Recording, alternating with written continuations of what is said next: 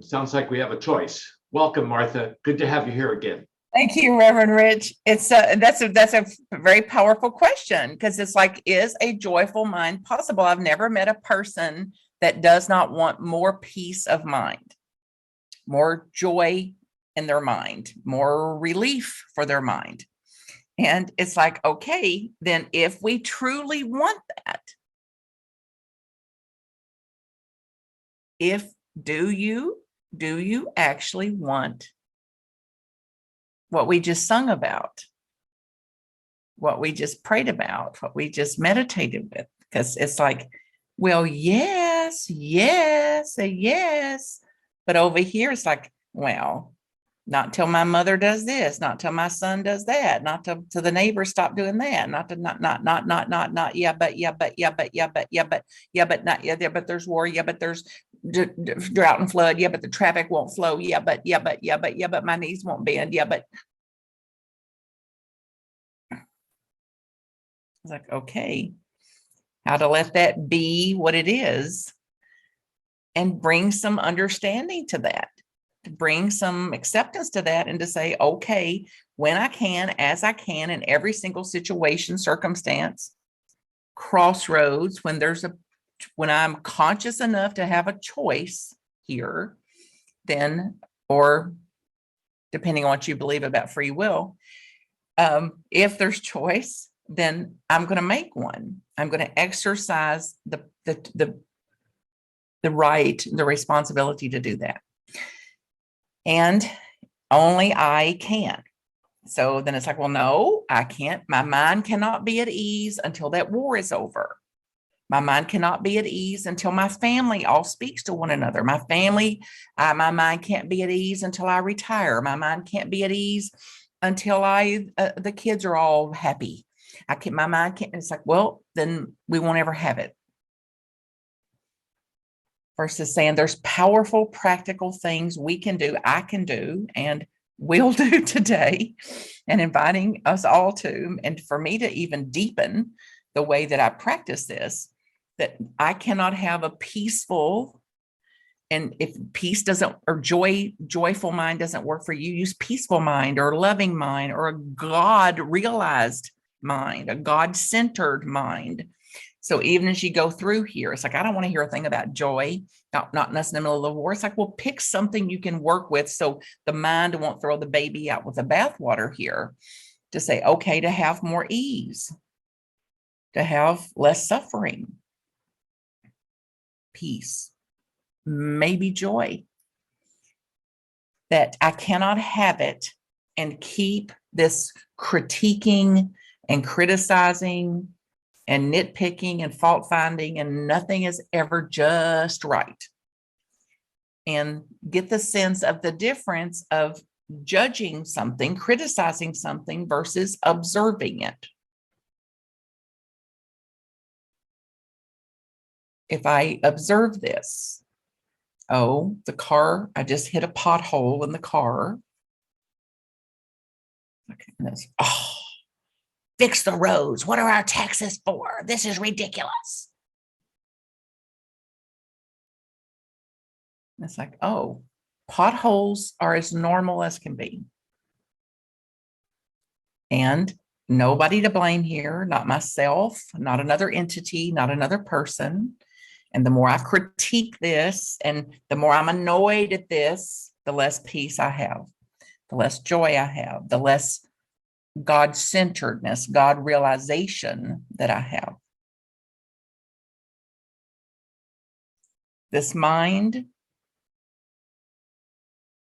So as I present now, it'll be like a peaceful mind, a joyful mind, or suffering. So a mind that can admit that it's wrong. I misunderstood. I didn't have all the information. I reacted instead of responded. I have remorse, regret about that. A God-centered, God-realized, joyful, peaceful mind can do that. I'm not saying I'm wrong. They're wrong. And they're really wrong. And so I got to like prove it.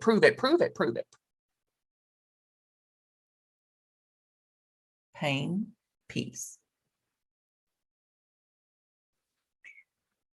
So get a sense then of having a mind that could actually live satisfied. Not in the insatiable wanting. The insatiable wanting. I want. They should, shouldn't, I need. But just what it would be like for a minute, a second, a few seconds to embody satisfaction as it is. Not my preference. I don't love it. I don't like it even. And I'm going to see what just being satisfied here and there would be like. Actually being satisfied as a spiritual practice.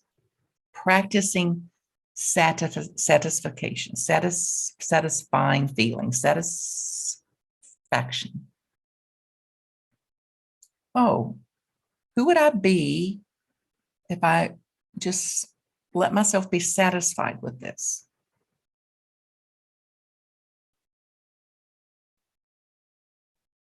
And then a mind that can wait, that can stay curious about how will it unfold? How will all this go? I need to know. When will it end? What's going to happen here?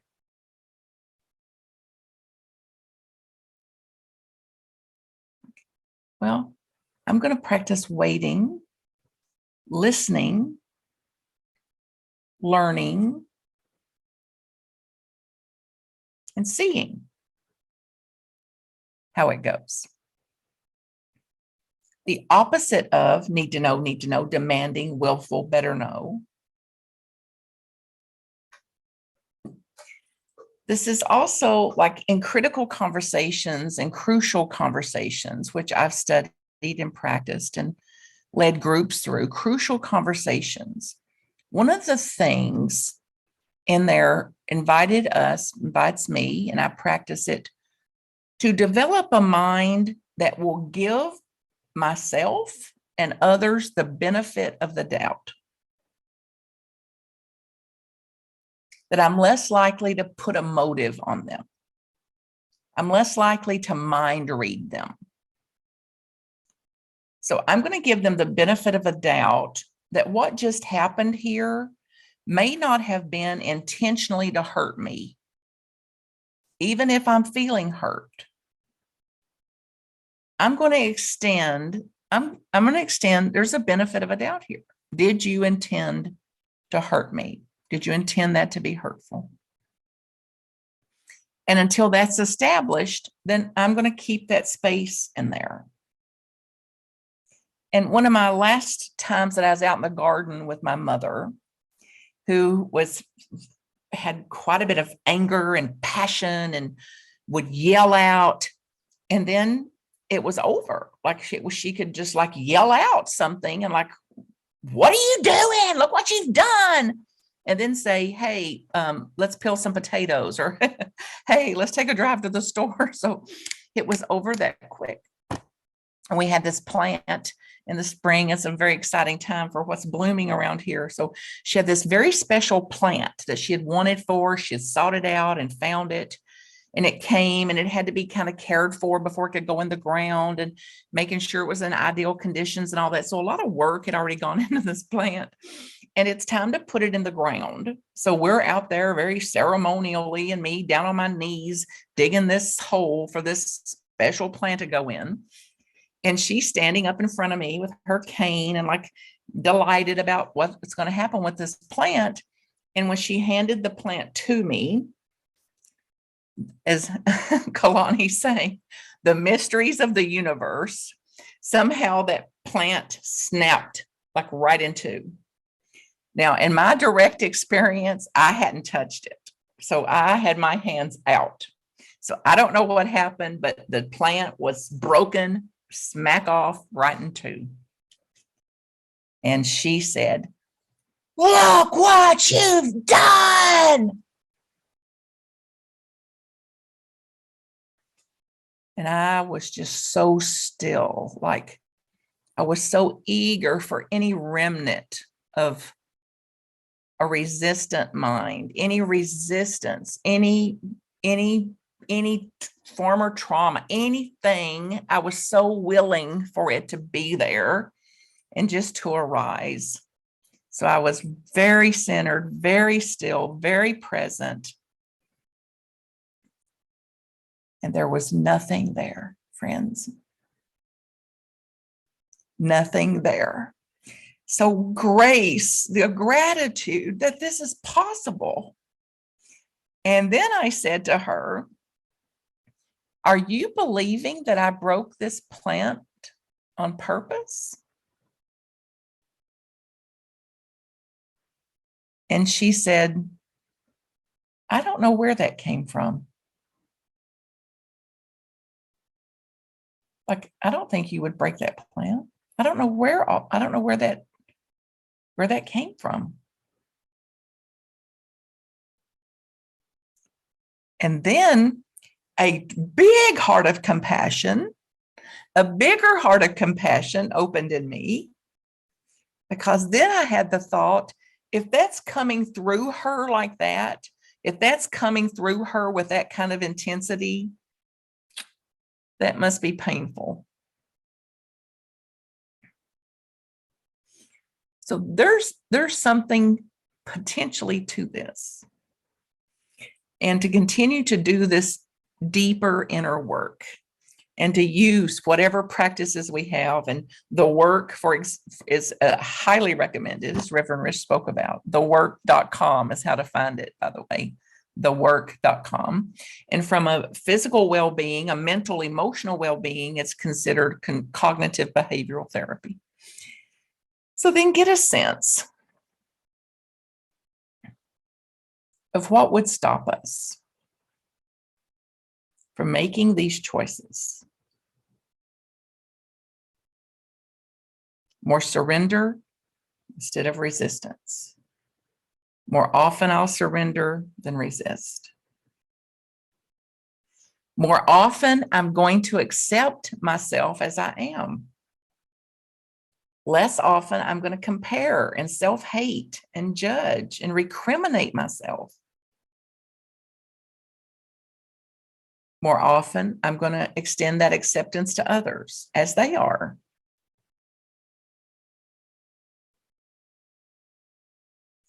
And less pointing out their flaws. So getting the log out of my own eye. And then when our mind is healthier, has healed, that is practiced enough, that is on enough solid ground here to have some presence and the full spectrum of ourself, the full spectrum of our humanness, the full spectrum of humanity as it is, then it's no longer a mind that needs to know the future. It's a mind that's freer of that. It's freer of having to have something better than this versus this is what it is. So my power lies, your power lies, and how I'm going to relate to this, what is, this as it is, what is. So imagine then living within you.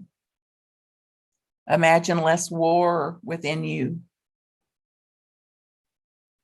Less habituated humiliation, self-humiliation, less critiquing, less judgments, less self-hate. And to the degree that we can, then there's going to be less in the external. So less war here, less war here. Less war here, less war out there. So we begin again today, dropping, renunciating our need to be right, our need to compare, the patterns of that, no longer needing to compete, no longer needing to know, demanding willful, stubborn patterns. We absolutely renunciate this analysis and speculation and postulating and making up stuff and then believing what we made up. And we renunciate this need to be in charge, to be in control. And we redevote ourselves right here and right now to a gracious presence, a benevolent presence.